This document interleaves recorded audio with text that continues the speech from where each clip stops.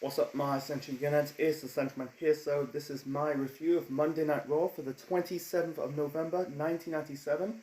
This show was in a small town in North Carolina. I'm going to butcher this name of the town in North Carolina. Fayetteville, North Carolina it's called. Anyway, so the show kicked off with a handsome Harvey Whipperman. Yeah, handsome Harvey Whipperman. He came out with Ravishing Rick Rude's entrance music, dressing up like Ravishing Rick Rude, not with the tights, but in a suit, and doing his shtick, trying to do an impression of Rick Rude. The reason why, because Rick Rude left the company the previous week. He showed up on Nitro the same evening, because at the time Raw was a tape show, Nitro was a live show, went on live. Anyway, so he's doing Rick Rude's shtick. Out comes DX, Shawn Michaels, Triple H, and Chyna, holding both the WWF and European Championship belts in her shoulders. Then Shawn Michaels took the mic off of Harvey Whipperman. Said like, you got like a tough spot to fill, and push Harvey Whipperman out of the ring. And yeah, he is still part of the company. I think he was like behind the scenes, like a jobber, not as a wrestler. I think he was some portion a referee. Anyway, suits and ties with that company because he hadn't managed like since the early 90s. You know, with was it Papa Shango and Kamala. Yeah, I don't think he fit in. I don't think he'll fit in the Attitude Era. Harvey Whipperman, you know, he's really out of place in a different era of the WWF right now, the WWE. Anyway, so Shawn said like him and Bret really had their differences, personally and professionally, and he brings up like his date. He talked about like the controversial surrounding around Survivor Series, and also he's talked about his contract expires until November the 30th, and I thought it was like December the 5th that Bret's contract was up, you know, and he ended up going to WCW. So anyway, so I think he said, I never in my mind, or I think he said, I never in my wildest dreams, or wildest dreams, my apologies, I never in the wildest dreams, I think it comes down to this. He said, like, he needs to take some responsibility, Bret Hart deserved better, Vince McMahon in the WWF deserves better, and then he basically challenged Bret Hart to a match later on tonight, and he said, you know, this match could end with a handshake or a fist up or something, or fight, he said. And anyway, so he said like this controversial is going to end once and for all, and that was it. So it was a good promo by Shawn Michaels. It was acting all serious, you know, but we'll get to a segment later on in this Raw. We'll get to that later on in this review. So anyway, so the first match to kick off the 27th of November 1997's edition of Raw, we got Legion of Doom defending the World Wrestling Federation Tag Team Championships against the New Age Outlaws. I think, in my opinion, this is match of the night. I really like this match, you know. I think with LOD, they are a good workers, they experience, taking on the upcoming tag team of Billy Gunn and Road Dogg. It was a good match. It wasn't going to be like, it's not like a bomb burner, it's not going to be like a 4-star classic, but this was a decent good match. In the end, LOD was going for their tag team finisher, the Doomsday Device. I think it was on Billy Gunn, and then Road Dogg hit, I think it was Animal Hawk in the back with the chair, and then Billy Gunn kind of cradle, I think it was Hawk or Animal. So the referee, I think it was Team White, did the 3 count. New Age Outlaws won the tag team championships for the first time. I think it was the first of 4 in the WWF WWE. Yeah, they win more tag team titles in TNA, part of the Free Light Crew and Voodoo King Mafia. I think they won 7, compared to their tag team titles they won in both in WWE and TNA. I don't know, Billy Gunn won tag team titles before, I think the announcers bring up, he was a 3-time tag team champions, part of the Smoking Guns with Billy Gunn.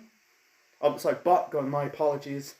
I call him Billy Gunn, but I mean Bart Gunn, the future winner of the Brawl for All. So, Billy Gunn is an experienced tag team wrestler, so this is his 4th championship in his career so far. Back in the 90s, and he won more in the 2000s. And then plus winning, plus with Billy and Chuck, then Billy Gunn, Road Dogg in TNA.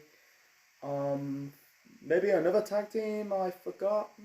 Anyway, so afterwards, Legion of Doom got pissed off, and they took their anger on a security guard. I think he was wearing like a yellow shirt, so he hit the security guard with the Doomsday Device, and that was it. Yeah, this is the problem with this tag team. The titles has so hot potato. I'm gonna do the wrap up on 1997 WWF. I think it was. I'm doing when I reviewed the first Raw with the scratch logo. I think this is the first. I think it's the second to last Raw with the block logo. Before we get to the scratch logo that lasts until 16 years. Anyway, so yeah. Wow. For let's go. Let's start here. The start here, you had Bulldog and Owen were the tag team champions. Then they dropped the titles to Shawn Michaels and Stone Cold Steve Austin. I think it was around June-ish. And then, Shawn walked out. And then Doolove filled in. And then they didn't really drop the tag team titles because Austin suffered a neck injury. So Headbangers won the tag team titles at Ground Zero. And then that was mediocre. They dropped the titles to the Godwins at Bad Blood in October the following month. And then a few weeks later, LOD won the tag team titles from the Godwins, and now New Age Outlaws are the tag team champions. I think they're better off they done this on a pay-per-view, but not on on free TV. Actually, I wish they done it on a pay-per-view, but not on free TV. I feel like it's more of a pay-per-view worthy match. Sorry, I'm trying. Yeah. My mind was going blank a little bit, but yeah, it's good to see the New Age Outlaws winning the tag team titles. They hold it until 1998 for the change. Yeah, it's been hot potato so many times, around this 1997. Sometimes it kind of loses its lush of the belt, so that's my spiel.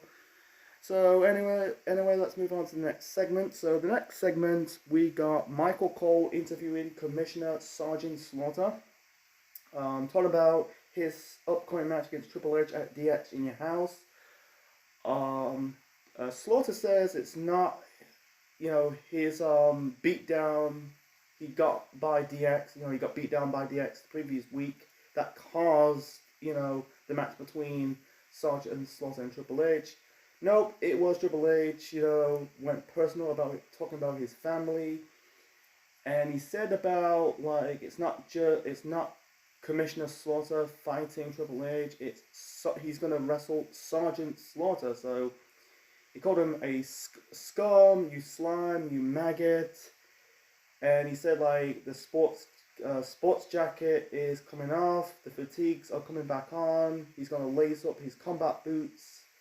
His Slaughter cannon is fully loaded, and then he's gonna put on the most devastation submission hold in the WWF.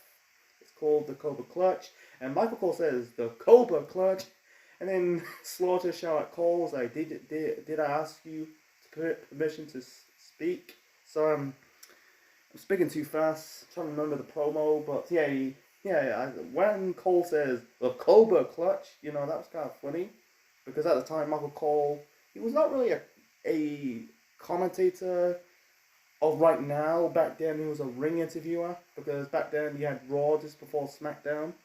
Anyway, and Slaughter says, did I give you permission to speak? You told him to shut your mouth or shut your hole. And he said to Triple H that, did you ever, you know, ever dug a foxhole? Did you ever like have a, fire? Was it fire? Was it got a bayonet into your guts? If you have killed a man with your bare hands? Have you ever received a purple heart? He said like, and also he said about this is infamy. He said he's gonna dismiss, dismiss you permanently, and that's an order. So that was really a good promo by Sergeant Slaughter, mate. It was good, with that character, you know. And also in that promo said, "Do you ever smell napalm in the morning?"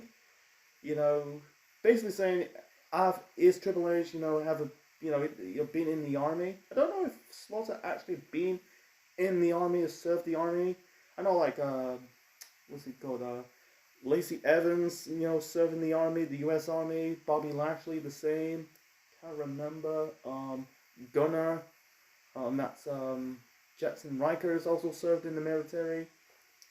Randy Orton served in the military. He actually served in the Navy. Seeing like Randy Orton wearing the Navy gear. So anyway, it was a good promo by Sergeant Slaughter, on Triple H. So move on to the next match. So the next match, this is a quarterfinal match of the Light Heavyweight Championship Tournament.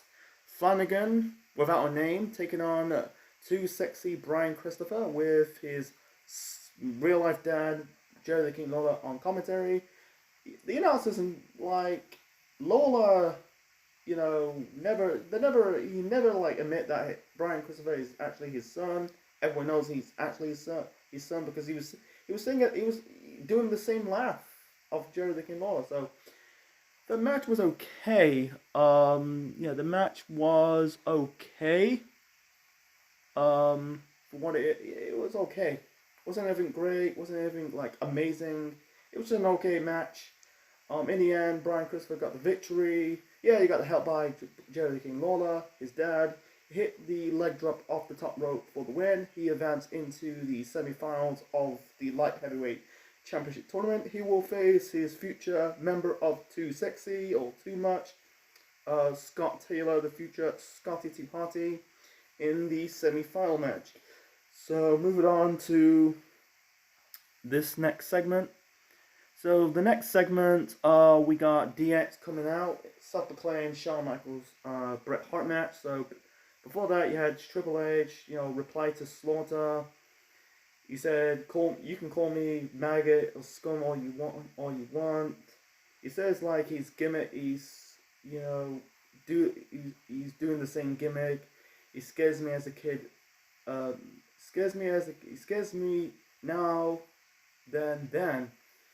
He said like Slaughter thinks he's a Fort Bragg legend, and to all these G.I. Janes prancing around, acting like soldiers, the old ladies back then, standing at attention of a soldier for a purple helmet. So anyway, it was a good promo by Triple H. So, and then you got, this teasing of Shawn versus Bret.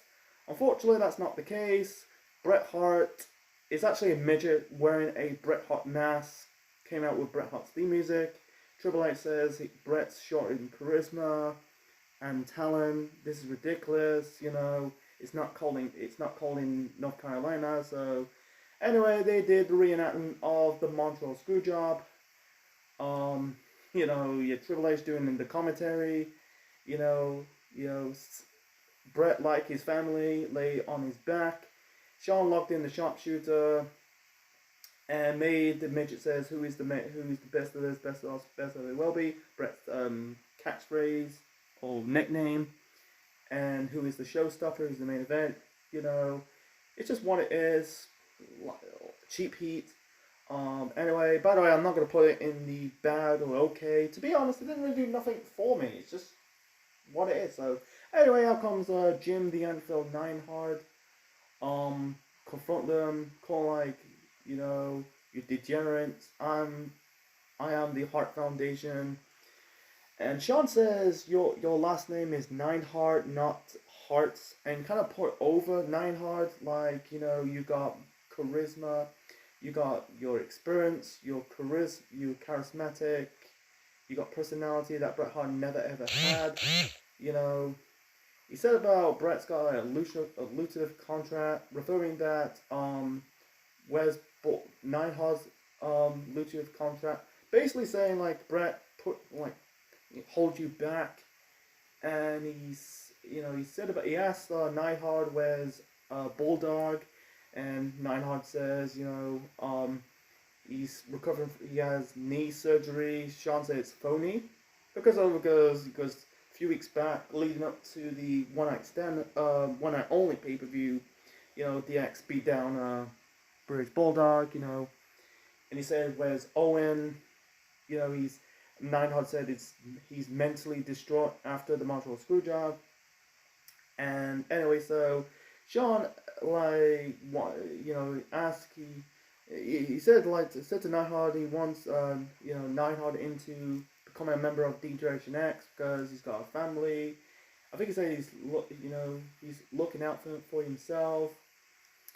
Anyway, so he said he's going to 11 p.m. to join DX or the offers off the table, and we'll get to the main event a little bit later on. So I forgot to write down this match. I'm going to talk about it anyway. So moving on to the next segment.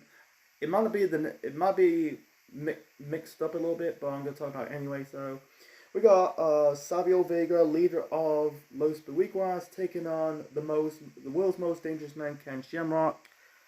Okay match. Yeah, you got Miguel Perez Jr. trying to get involved, backfired. So just building up Shamrock. He hit Savio with a suplex, locked in with the ankle lock for the win. So it's just what it is. And then we got this. This is a funny segment. You got the members of the Nation of Domination, The Rock, Farouk, D'Lo Brown, and Karma. And and then you got Michael trying to interview The Rock, and then The Rock snatched the mic off the hands of Michael Cole.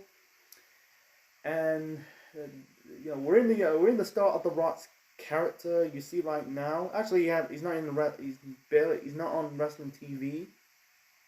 He haven't been on WWE television for years, but he said no one asked The Rock. No, he said no jabroni asked The Rock questions about him because I had the answers. He kind of put himself over this is the first time The Rock calls someone a jabroni. He said he also called himself the People's Champion or the People's Champ. He said he's the best damn Intercontinental Champion. And then Austin, someone is flickering with the lights. There was a massive sign that says Rocky sucks, and the fans chant Rocky sucks, Rocky sucks. Rock says, Stone Cold, you call The Rock a jackass. Who is the real jackass is? And then he kind of seen the sign, and Rock's facial expression was fucking hilarious. Anyway. And then Stone Cold was in the control room. He said the only reason Rock's on his face on TV because Stone Cold made him. So anyway, he's calling the shots, he's pushing the buttons, and he said to Rock, when you go to the airport and look at your beeper with the title 316, he's saying he's on his ass. And then the lights come dim, and then Rock was looking at his buzzer, it was bleeper, whatever it's called. What is it that? I can't know what it is. He looks at it, and Rock's facial expression kind of cracks me up. Austin attacks The Rock, and then I think he threatened other members of not D-Generation X, Nation of Domination. And then he grabbed the mic, and he said to Rock, take your stupid title, enjoy your Thanksgiving, enjoy a bird, and he give The Rock the middle finger. Yeah, for the rest of this review, going into my review of DX in Your House, I'm just gonna refer him as The Rock because he'll become The Rock, Rocky Maivia. Then later on in '98, they just dropped the Rocky Maivia name, it'll just become The Rock, and and then the rest is history. So anyway, so good promo. I think I like it. You know, Austin Rock. You know, like leading up to their match at DX in Your House. I think it's the first time they ever fought. It's really like Rock and Austin. I'm gonna say it again when I review DX in Your House. They're in a parallel world because they debuted in the company in 1996. Austin in the beginning of the year. The Rock at the end of the year at Survivor Series 96. You could tell, like, you know, the first championships they won was the I know Austin's first championship belt. I know it's the $1 Million Championship, but I don't really call it as a major championship. But I mean, like, major singles title has to be the Intercontinental title. Rock's also, his first title was the Intercontinental title as well. And they both won't win their first world title until 1998. So it's really known that, you know, both Rock and Austin are going to be the two bigger faces of the Ruthless Aggression era, and one of the most popular wrestlers of the professional wrestling history. You know, people say they're overrated. That's their opinion, but anyway, so like it'd be better if they had like Rock looking at Beeper, facial expression, and Austin hit Rock with the Stone Cold Stunner, and that was it. So that's just me. Anyway, so the next match. It was supposed to be Jeff Jarrett versus Crush, but Jarrett got pissed off. He's pissed off about his terms of his contract, saying like, this is no, he said this is no, was it plush locker room? This no catering meal? This not Avion water? This is well water. And he said about like, about facing Crush. Do you think I look like I think he said I'm not a grease monkey, a biker, or do I look like a grease monkey and a biker? He said like I will wrestle until Vince McMahon live up to his bargain. So, and he's dressed up with the country western gimmick. You know, it's totally against his character. He become the edgy Jeff Jarrett 1 year later. You know, I wish he'd done it sooner rather than later, because I think sometimes his promo in October of that year didn't mean shit. So anyway, so basically Crush, and also he called him Chains, but anyway, basically Crush won this match by default. Out comes the light. Here comes Kane. Basically, lay out Crush with the choke slam. I think he beat down future Vince McMahon stooges like Gerald Briscoe and Pat Patterson. He hit Briscoe with the choke slam. And yeah, this was Crush's final WWF appearance. Yeah, he came back in 2001 as Brian Adams, his real name, part of Chronic. In his feud, Brian, the Chronic's feud with the Brothers of Destruction, that was during the Evasion storyline in 2001. The reason why he left the company because of the protest of the Montreal Screwjob. Some wrestlers left the company, like Bulldog and Co. and Crush. DOA will end up leaving. I think it was a big blow to the group, but at the same time, the group was not getting over. That babyface is supposed to book like losers. And yeah, Chain end up taking up the mantle as the new leader of DOA, but yeah, the damage was done, and then he end up leaving the company. By the way, Crush ended up going to WCW. He said like he was better off in WCW. I looked it up on Wikipedia. He ended up going to WCW. Anyway, so Chains, Brian Lee take over the group, and then he end up leaving the group. Leaving the company in 1998, and then the final two members of that group was Skull and 8-Ball, the future Harris Twins, and they end up leaving the company in 1999 to also go to WCW. So yeah, this faction warfare thing, you can tell it's slowed down a bit. You can tell it's fading away a bit. It's for the change, man, because it didn't mean anything. It just doesn't mean shit. It's just like it's just like factions feuding of the sake of a feud. It's just that's it. So, let's moving on to the main event. So the main event, we got Shawn Michaels taking on Vader. Vader is wearing a bandage on his eye because he got attacked by Goldust the previous week. He got hit by a hammer, and and the announcers, like I said in my last review, they're saying like, oh, we cannot see, but it's clearly a hammer. So anyway, so Shawn Michaels and DX came out, Triple H and China. They introduced their new member of the Generation X, filling the boots of Rick Rude because he left the company to go to WCW. I wish he stayed in WWF because him going to WCW makes no sense. Yeah, he attacked Sting in 1998, but they were teasing like it's going to be a feud. On paper, makes sense because Sting injured Rick Rude in a match in Japan. It was a back injury for the world title. I said in my review of Spring Stampede 94, but that was an accident. It wasn't like a shoot. Sting wasn't botched. It was like the platform was too small, and Rude injured his back in the process. So yeah, it's a shame because we're not gonna see Rick. Knowing that in 2 years' time, oh shit, we're not gonna see Rick Rude ever again. It's disappointing. So anyway, so Neidhart is the newest member of D Generation X. Anyway, let's talk about this match. Main event was flat.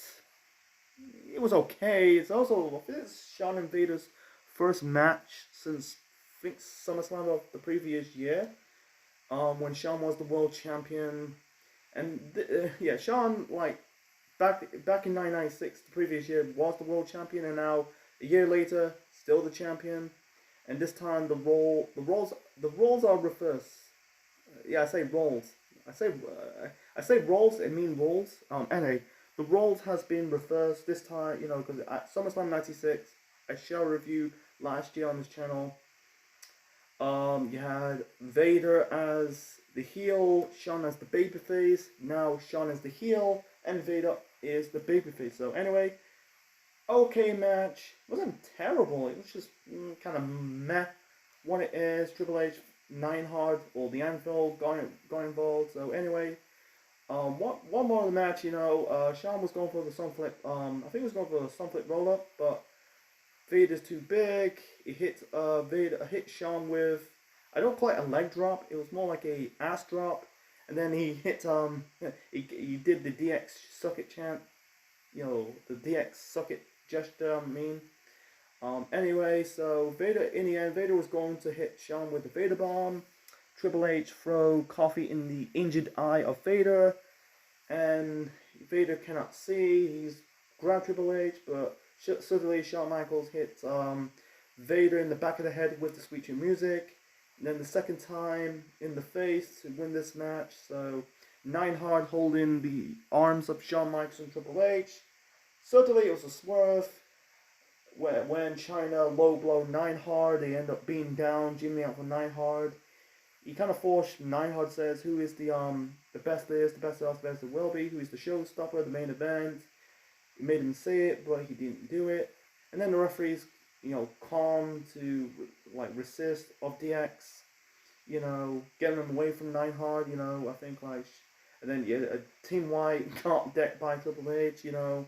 This is before, if you watch the Triple H match in the 90s and the 2000s, you get, you had the spot when Triple H and Efner going to blow, going at each other, pushing each other, and like Efner shout at Triple H, back Triple H in the corner. That's kind of a funny spot, Triple H and Efner has always had to deal with a lot of shit, man. So anyway, so it was the way to get DX off the end.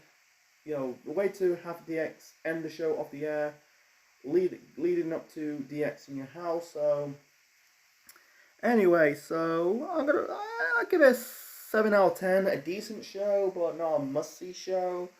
I like the stuff with The Rock and Austin, Slaughter's promo. I like the tag team title match between LOD versus New Age Outlaws. It was not a four-star classic, but it was a fun match to watch. In my opinion, match of the night. Some of those matches, they're not bad matches. They were okay, standard matches, nothing terrible. The whole Bret Hart midget thing. And also, I forgot to mention this, afterwards he kind of they kind of placed a sticker onto the Bret Hart midget's ass since WCW because he ended up going to WCW. You won't see Bret Hart again until 2010. So anyway, so yeah, it was a fun match to watch. Fun show to watch. I mean, so anyway, hope you enjoyed, folks. Thanks for watching. Leave your thoughts and comments below. Subscribe to the channel, and I'm out. So like, share, subscribe. We'll see you next time. Thanks for watching.